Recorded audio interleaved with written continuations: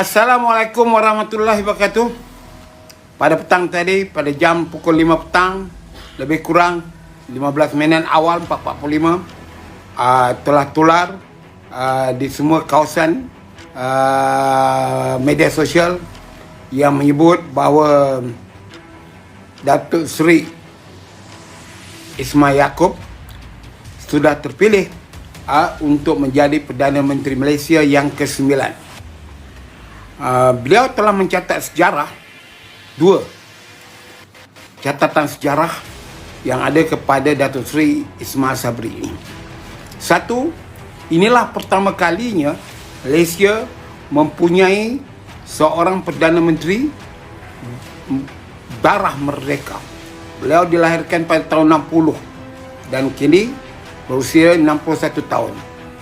Kedua, beliau adalah satu-satunya Perdana Menteri dalam sejarah Malaysia sejak Malaysia mengandungi 8 Perdana Menteri sebelum ini, yang mana pelantikannya melibatkan Seri Paduka Baginda Yang di-Pertuan Agong dan juga Raja-Raja Melayu.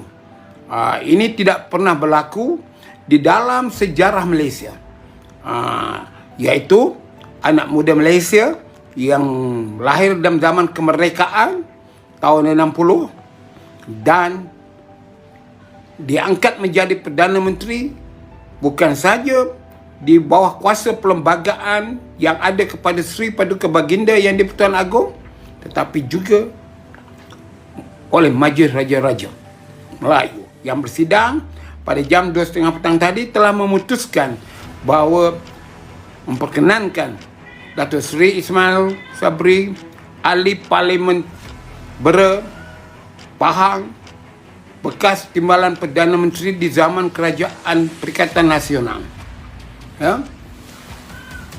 Jadi saudara-saudara sekalian, perbincangan kita pada petang ini ialah, pertama, kita semua rakyat Malaysia termasuk saya mengucapkan setinggi tahniah di atas pelantikan Datuk Seri Ismail Sabri sebagai Perdana Menteri ke-9 dengan tanggungjawab yang berat. Saya nak mengatakan bahawa tanggungjawab berat itu seperti yang saya tulis sebelum ini, jika sesiapa yang menjadi Perdana Menteri, perkara yang pertama yang ia lakukan ialah untuk mencuci kekotoran yang ditinggalkan oleh Perikatan Nasional di masa pentadbiran Mahyudin Yassin. Segala tahi, sampah, kekotoran itu kena dibersihkan sekarang. Dan kita hari ini pula telah pun mendapat nombor COVID-19, jangkitannya sudah 23,000. Dari itu, tuan-tuan dan perempuan semua di dalam UMNO, iaitu Najib Tun Razak dan juga Zaid Amidi. Dari itu, dengan pelantikan Datuk Seri Ismail Sabri sebagai Perdana Menteri, kemudian kemungkinan besarnya akan pergi terus ke jawatan Presiden UMNO jika dipertandingkan. Dari itu, jika Datuk Seri Ismail Sabri menjadi Presiden UMNO dan timbalannya juga mungkin nanti timbalan presidennya anak lepas merdeka, maka UMNO mungkin mempunyai satu regeneration yang baru. Kedua tokoh politik pemimpin UMNO seperti Najib Tun Razak dan Zaid Amidi akan dapat diperlahankan dan dikurangkan isunya untuk kita menghadapi pilihan raya. Ini yang ni. Jadi pelantikan Datuk Seri Ismail Sabri ini satu cabaran yang berat kepada dia. Pertama, bersekongkol semula dengan kerajaan Mahidin dulu, iaitu PBBM, Parti Bersatu. Persoalannya sekarang, bagaimana UMNO untuk nak menghadapi pilihan raya pada tahun depan atau tahun 2023 dengan keadaan sekarang. Kalaulah UMNO masih konsisten dengan pendiriannya untuk tidak bekerjasama dengan PBM dan dalam pilihan raya, kemungkinan UMNO boleh lagi melawan kawasan-kawasan yang dicuri, dibawa lari oleh lebih kurang 15 orang ahli Parlimen UMNO yang menang 2018. Tapi kita tak tahu apa pendekatan yang akan dibuat oleh Datuk Seri Ismail Sabri. Adakah dia akan berunding dan sebagainya untuk membina hubungan yang baik dengan PBM untuk membahagikan kerusi UMNO ini terus kepada PBM dan meninggalkan UMNO. Soalnya sekarang UMNO hanya ada 38 kawasan parlimen. 38 kawasan parlimen. Kalau berlaku kawasan-kawasan yang dahulunya seperti PAS dan dilarikan oleh PBM, dan 6 yang masih dalam PBM, 6 lagi yang dimenangi oleh Parti Bersatu dulu yang sekarang 4 dalam Pejuang, 2 yang bebas, maknanya hampir 40 kerusi milik UMNO ini lakum dinukum wali yadi. Jadi maknanya UMNO akan kehilangan majoriti untuk menguasai kerajaan di masa pilihan raya 2023 atau lebih awal lagi. Yang inilah kita kena fikirkan, kena melihat ni. Jadi kita bergantung kepada bagaimanakah anak generasi merdeka namanya Ismail Sabri dapat menyelesaikan masalah ini. Dan bagaimana kedudukan menteri-menteri UMNO. Sebab yang letak jawatan mungkin tidak akan diterima lagi. Walaupun peletakan jawatan itu bukan bantahan kepada Mahyudin Yassin, tetapi keputusan parti. Hanya 2 orang sahaja yang balik menarik sokongan keluar daripada kerajaan Mahyudin, iaitu Menteri Pengajian Tinggi dan juga Menteri Sumber Asli dan Tenaga. Apa yang saya dipahamkan sekarang ialah bagaimana UMNO ini nak berdepan dengan yang dahulunya kuat menyokong Ismail Sabri selama 23 orang dan 15 orang yang tidak menyokongnya. Adakah yang 15 orang ini akan diberi perhatian oleh Datuk Seri Ismail Sabri untuk menduduki kerajaan? Kerana 15 orang inilah yang meruntuhkan jawatan bukan saja Perdana Menteri tetapi timbalan Perdana Menteri. Ini persoalan yang berat. Walaupun terlalu awal untuk kita membincangkan isu ini, tetapi kita perlu melihatnya dari segi konteks 2 tahun yang ke depan UMNO ini. Jadi tuan-tuan dan puan-puan semua,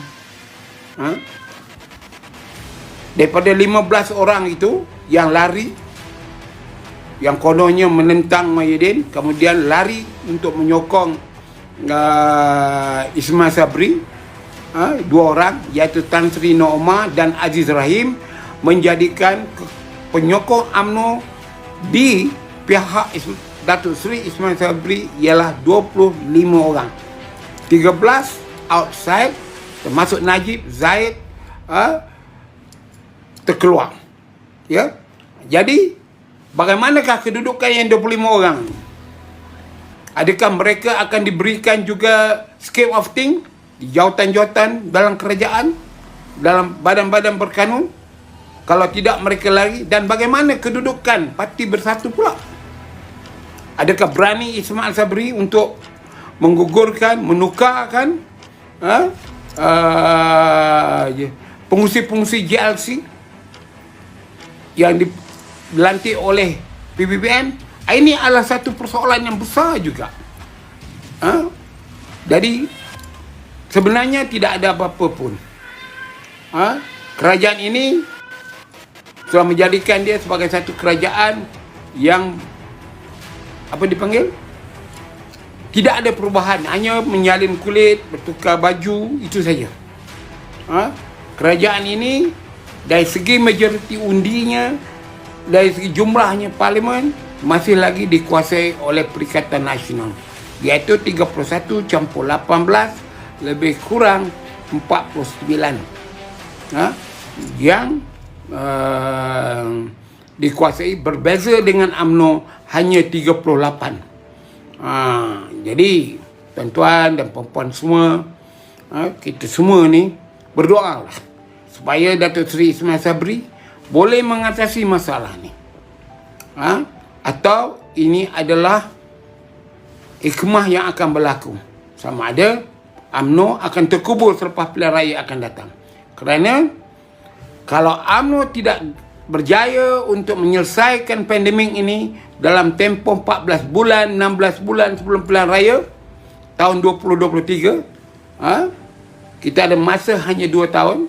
Ini sudah bulan 9.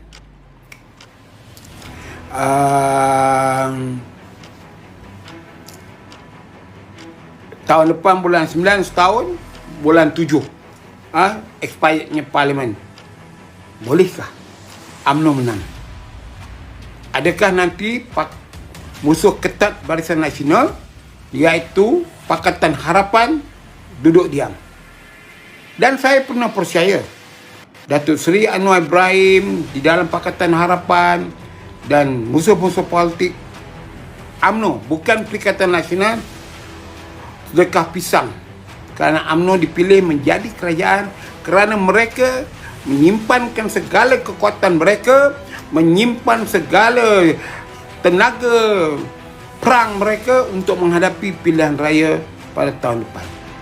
Dan saya penuh keyakinan ini akan saya simpan rakaman ini untuk dilihat oleh anak cucu saya, bahawa UMNO akan tewas teruk pada pilihan raya 2023 jika, saya ulangkanlah, jika UMNO masih lagi dalam keadaan sekarang, merebutkan jawatan, hendakkan kedudukan dan tak berubah. Saya penuh percaya mulai besok mereka sudah tidak peduli lagi dengan Zaid Hamidi, mereka tak peduli lagi dengan Najib Razak. Mereka akan melompat, bukan saja lompat antara parti ke parti, antara penyokong dengan penyokong. Ini akan menimbulkan masalah kerosakan di dalam parti yang akan datang. Saya akan cuba membantu Datuk Seri Ismail Sabri. Dia kawan saya di zaman muda dan sehingga kini beliau antara orang yang senang dihubungi melalui telefon, dan saya mungkin tidak menyerang beliau secara terbuka di dalam media sosial. Jika saya melihat ada satu perkara yang tak betul, hanya saya nak nasihatkan Datuk Seri Ismail Sabri, waspada dengan orang di sekeliling kamu di pejabat itu. Kerana mereka ini kadang-kala bertindak seolah-olah mereka mempunyai kuasa yang lama.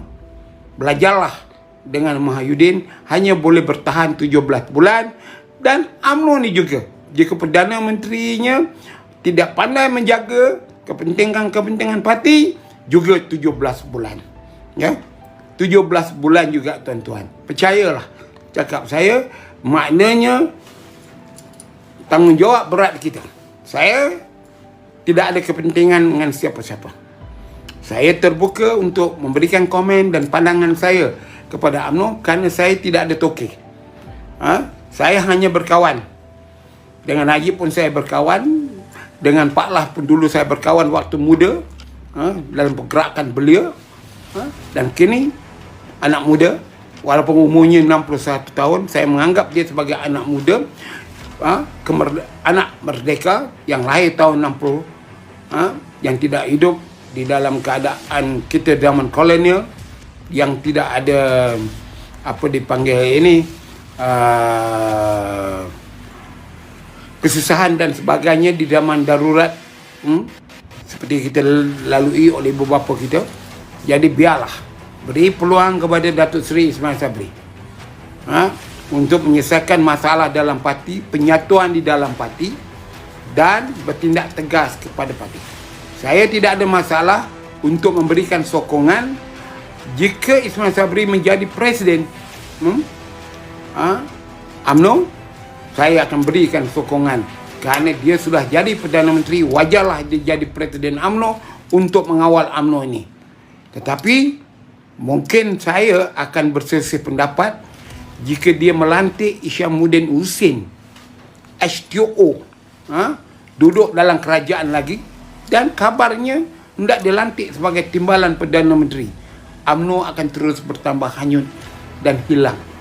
Jadi saya haraplah kita menyedarkan ahli-ahli parlimen UMNO ini, jangan fikirkan kamu punya kedudukan, kehidupan kamu yang berubah, kemewahan yang kamu lalui. Kita tahu sebagai bekas menteri, bekas ahli parlimen dan timbalan menteri, kamu cukup nikmat peluang.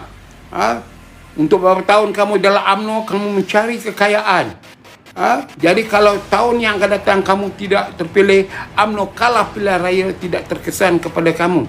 Kamu tidak akan keluarkan walaupun setitik air mata jika UMNO ini kalah. Kamu tak akan merasa sebab UMNO ini kalah, kerana kamu sudah mendapatkan kami di bawah macam mana. Kami akar umbi dan bekerja siang malam sukarela dan sebagainya untuk nak menjaga parti ini macam mana. Ini yang perlu dilihat dan perlu dipikirkan. Jadi saya harap parti UMNO ini jaga baik-baik oleh Datuk Seri Ismail Sabri. Ya.